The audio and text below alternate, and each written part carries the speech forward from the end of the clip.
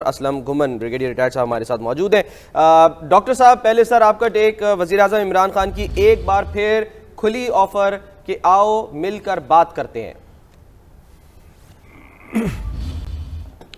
देखिए, बहुत ही मुख्तसर तकरीर, बहुत ही मुख्तसर बयानिया। मुझे तवक्को नहीं थी कि इतनी मुख्तसर वो स्पीच करेंगे, लेकिन जिस तरह थोड़ी देर पहले जनरल अमजद शुएब साहब जो हमारे साथ इस डिस्कशन में थे इस ब्रेक से पहले, उन्होंने कहा कि मैं चाहता हूं कि एक बार फिर प्राइम मिनिस्टर इमरान खान को इस बात को दोहराना चाहिए कि हम हिंदुस्तान की तरफ जो है एक अमन का हाथ बढ़ाते हैं। जनरल साहब ने तो कहा था कि उनको कहना चाहिए कि कोई एविडेंस आपके पास है तो लेकर आएँ, हम उस पर एक्ट करने को तैयार हैं।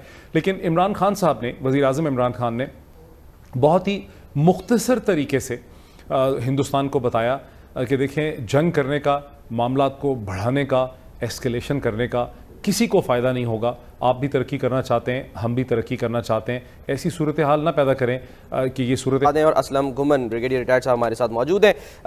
डॉक्टर साहब, पहले सर आपका टेक वज़ीर आज़म इमरान खान की एक बार फिर खुली ऑफर कि आओ मिलकर बात करते हैं।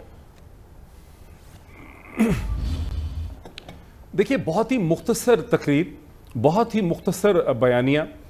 मुझे तवक्को नहीं थी कि इतनी मुख्तसर वो स्पीच करेंगे, लेकिन जिस तरह थोड़ी देर पहले जनरल अमजद शुएब साहब जो हमारे साथ इस डिस्कशन में थे इस ब्रेक से पहले, उन्होंने कहा कि मैं चाहता हूं कि एक बार फिर प्राइम मिनिस्टर इमरान खान को इस बात को दोहराना चाहिए कि हम हिंदुस्तान की तरफ जो है एक अमन का हाथ बढ़ाते हैं। जनरल साहब ने तो कहा था कि उनको कहना चाहिए कि कोई एविडेंस आपके पास है तो लेकर आएँ, हम उस पर एक्ट करने को तैयार हैं।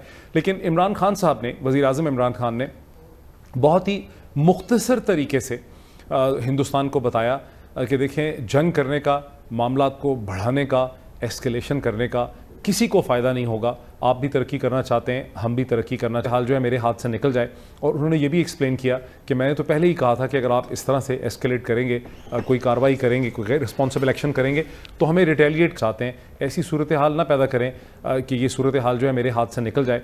और उन्होंने ये भी एक्सप्लेन किया कि मैंने तो पहले ही कहा था कि अगर आप इस तरह से एस्केलेट करेंगे, इसका मतलब है कि पाकिस्तान वेट करेगा हिंदुस्तान का कि हिंदुस्तान क्या करता है।